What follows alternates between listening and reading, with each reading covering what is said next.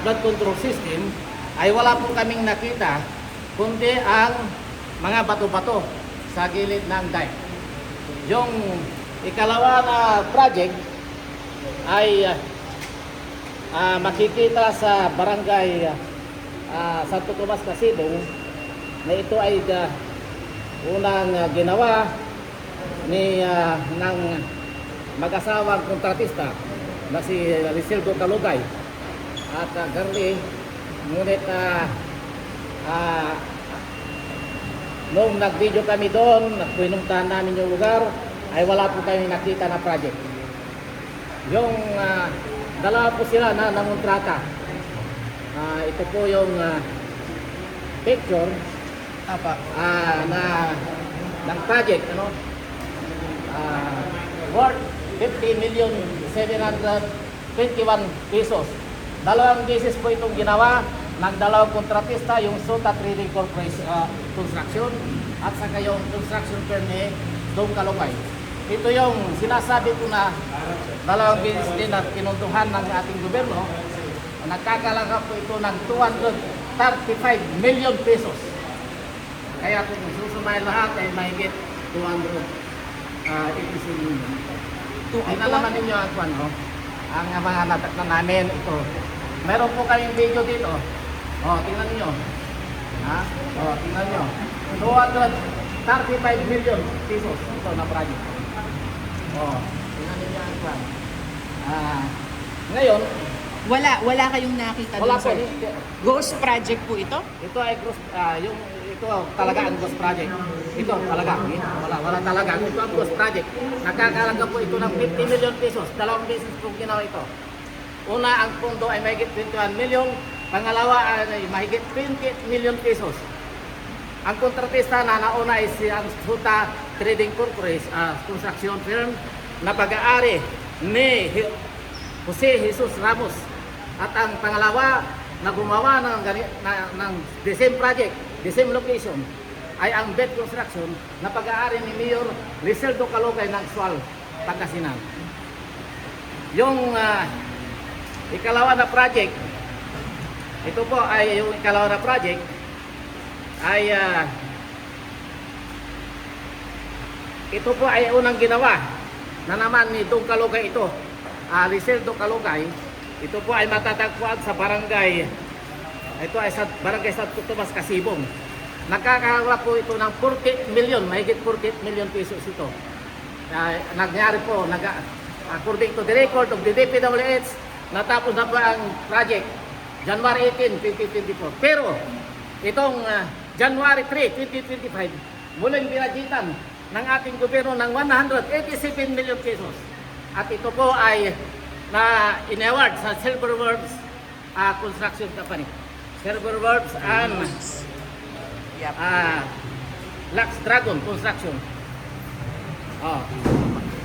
Kumpleto po ako ng mga ebidensya. Nandito po ang aking yung mga ito yung kontratista, contract ng 187 million. Ito, contract agreement. Pinirmahan na. Sino noong pong January 3, 2025, 187 million pesos ito. Sino pong pumirma ng kontrata? Ang mga pumirma ng kontrata ay sina ito, Engineer Ronald Tan, siya po ang Regional Director ng DPWH Region 1. Alvin Jigo, General Manager ng yung korporasyon, yung Silver Works Corporation at saka Lux Dragon Construction Corporation. Dexter Lomboy, Accountant Deferred ng DPWH Region 1. At Jared Hukar, Chief Construction Division ng Regional Office ng DPWH Region 1. Sir, anong ginawa ni Congressman De Venecia sa na lang po microphone? Ano pong ginawa niya? Alam po ninyo sa 4th District, ang congressman dati nung nangyari ang mga incident ito, si dating Congressman Christopher De Venecia. We conducted our own investigation as media practitioner. I am the publisher of the Northern Star in Pangasinan. So, we conducted our investigation and we found out that Gerson Soto, the exclusive contractor of the Venezia, facilitated all those projects, itong dalawang project na ito. Siyang nag-facilitate. Kaya sabi ng DPWH official sa Kwan, yung mga nakausap namin sa Region 1, ay yung kumikolekta daw sabi nila, si Congressman Dividencia, si Christopher, ng 20% sa lahat ng mga kontratista, sa mga kontrata, mga iba pang pandoon, hindi lang sa flood control.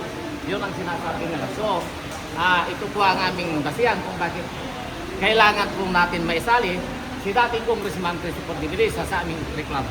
So, wala po kayong direct na evidence laban po kay former Congressman Dividencia? Alam po ninyo, madam, yung mga barangay officials sa Kwan, mayroon silang pinirmahan dito. Sabi nila, binasi namin ang aming reklamo sa ito, reklamo ng mga residente at saka barangay resolution ng Kwan. Ito. Opo. Pero meron po ba kayong direktang ebidensya, sir? As in yung ebidensya talaga na maitatali nyo po si Congressman De Venecia?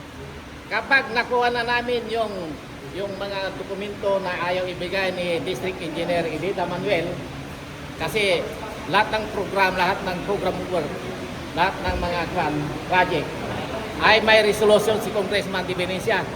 May siyempre siyang nagdidikta sa DPWH kung saan ilalagay yung mga project niya. Sir, si Mayor Kalugay, bakit po siya kasali? Mayor pa rin po ba siya ngayon? Opo. Si Mayor Rizeldo Calugay ng Sual ay dalawa pong beses na nangontrata ng project. Yung una ay yung sa yung Ghost Project na 20 million ang budget. Tapos yung ikalawa, yung binadgetan ulit ng 187 million, yung 48 million na worth of flood control na barangay Santo Tomas, Casibong. Sila po ang gumawa na mag-asawa. Apo. Sir, ano pong patunay niyo po dun sa si Mayor Kalugay nga po, yung kontratista ng mga proyektong yan? Okay, according to the residents, palagi nilang nakikita siya doon na nagsusupervise sa mga trabaho niya sa lugar. Kilala si Mayor Kalugay dahil na-TV na siya noon, di ba? Oo. Opo. Kaya kilala siya. Siya mismo ang nagsusupervise ng mga trabaho niya na nagpapapicture lang. Tapos may hawak na bato, wala na, hindi na sila magtatrabaho. Opo. Sir, yung misis niya, yung may-ari ng construction, paano po ba?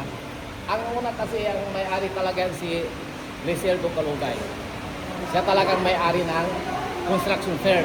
Ngayon, nung nag-asawa na siya kay Garre, ay siyempre siya na ang nagmamaneho ngayon. Okay. Since galing po kayo sa samahan ng mga operator at shopper nga po, bakit po kayo nag-file ng kaso? Bakit po kayo specifically apektado po ba kayo kung sinasabi ng gusto? Marami sa aming membro sa San Jacinto Pangasinan ng samahan ng mga operator at shopper ng Tricycle ng Pangasinan Incorporated ang nagre-reklamo dahil palagi silang nababaha. Sa ting umuulan ng mga bagyo ay naliligo yung kanilang mga alagang baka, alagang hayop, pati yung kanilang bahay hanggang dibdib ang lalim ng tubig. Tinabayaan ito.